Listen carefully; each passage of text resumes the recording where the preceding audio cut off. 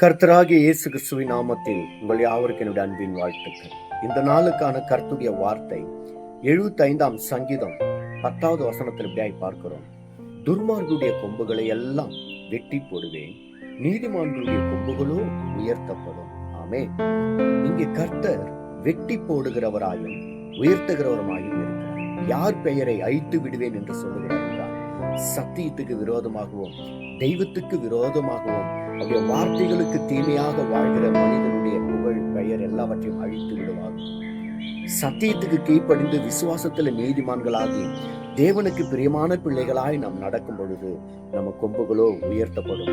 ஆபிரகாமை பார்த்து கர்த்தர் சொல்றார், நான் உன் பெயரை பெருமைப்படுத்துவேன் அப்படின்னு. எனக்கு அருமையான தேவன், இன்றைக்கு நாம் நீதிமான்களாய் விசுவாசத்துல வளர்கிறவர்களாய் சத்தியத்துக்கு கீழ்ப்படுகிறவர்களாய் கர்த்தருக்கு பிரியமானவர்களாய் இருப்போம். தேவனால் உயர்த்தப்படுவோம். ஆமென்.